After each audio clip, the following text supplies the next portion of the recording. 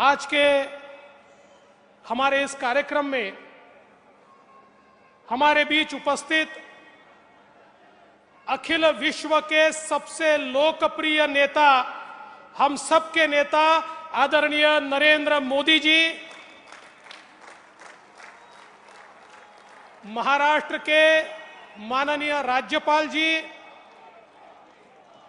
महाराष्ट्र के लोकप्रिय जनप्रिय मुख्यमंत्री जो अभी अभी डावोस से 1,55,000 करोड़ के एमओयू करके आए हैं, ऐसे हमारे एकनाथ शिंदे जी,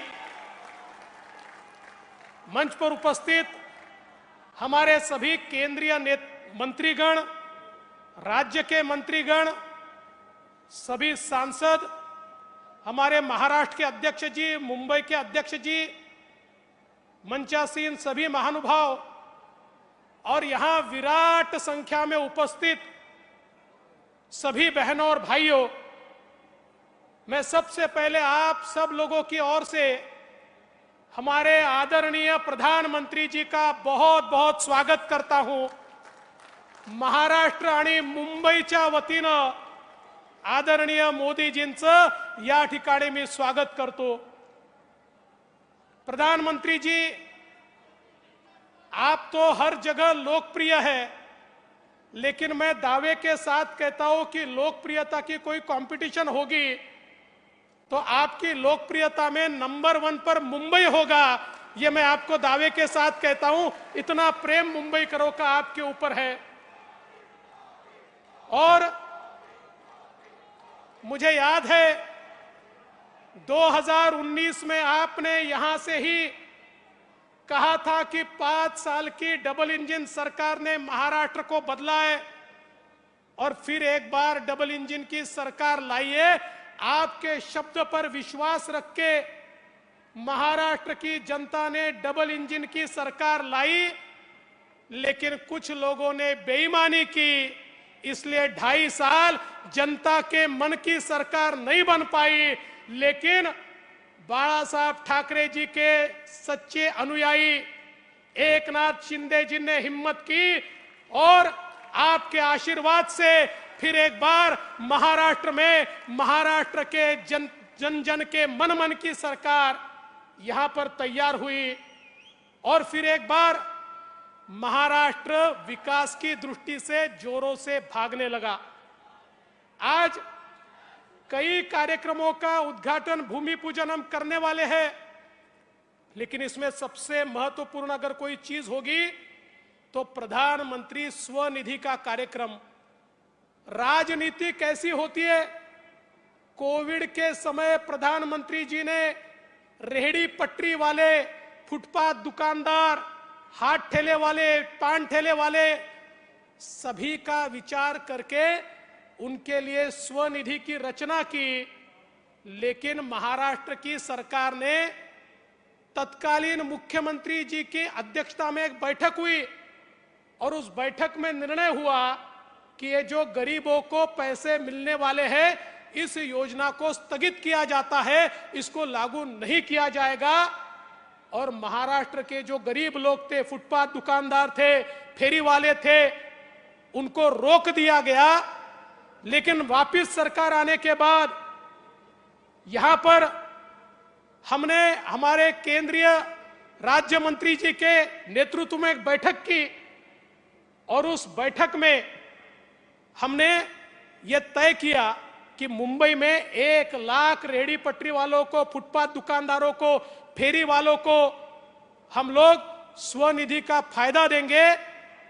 और आज मुझे बताते हुए बहुत हर्ष होता है कि 1 लाख का आंकड़ा पार करके 1,15,000 तक हम लोग पहुंचे हैं। हे जे छोटे छोटे फेरी वाले आहे, फुटपाथ दुकानदार आहे, या सगळ्यांना आज या ठिकाणी स्वनिधीचा पैसा मिळतोय आणि जसा मुंबईत मिळतोय तसा आता इतर ठिकाणी देखील हा या ठिकाणी मिळणार आहे। आज माननीय पंतप्रधानांच्या हस्ते हे काम आपण करतोय। मुझे इस बात की बहुत खुशी है प्रधानमंत्री जी, शायद आप अकेले ऐसे प्रधानमंत्री होंगे कि जिन्होंने जिन जिन योजनाओं का भूमि पूजन किया उन योजनाओं के उद्घाटन को भी आप ही उपस्थित है। आज ये जो मेट्रो का उद्घाटन हो रहा है 35 किलोमीटर 35 किलोमीटर मेट्रो 7 मेट्रो 2 है, इसका भूमि पूजन भी आपने किया था और उद्घाटन भी आप कर रहे हैं। ये नया कल्चर इस भारत में और महाराष्ट्र में आपके कारण आया है। मैं इसलिए आपका आभार व्यक्त करता हूं। सबसे महत्व की बात, आज मुंबई करता एसटीपी, मुंबई सारखं इतकं महत्वाचं शहर, या शहरामध्ये रोज हजारो नाही करोडो लिटर पाणी ट्रीट न करता, कुठली प्रक्रिया न करता आम्ही समुद्रात सोडत होतो। हा समुद्राचा वास, समुद्राची घाण ही त्याच्यामुळे होती। 20-20, 25-25 वर्ष मुंबई महानगरपालिकेवर ज्यांनी राज्य केलं त्यांनी केवळ डिपॉझिट, फिक्स डिपॉझिट केले, स्वतःची घरं भरली, पण मुंबईकरांना त्या ठिकाणी शुद्ध पाणी देण्याचा कधी प्रयत्न केला नाही। पण या ठिकाणी मी ज्यावेळेस मुख्यमंत्री होतो त्यावेळेस महानगरपालिकेला सांगितलं, हे पाणी असं सोडता येणार नाही, तुम्हाला एसटीपी तयार करावे लागतील। महानगरपालिकेने सांगितलं एसटीपी तर आम्ही तयार करू, पण एसटीपी कुठल्या नॉर्म्सनी तयार करायचे हेच आम्हाला माहिती नाही।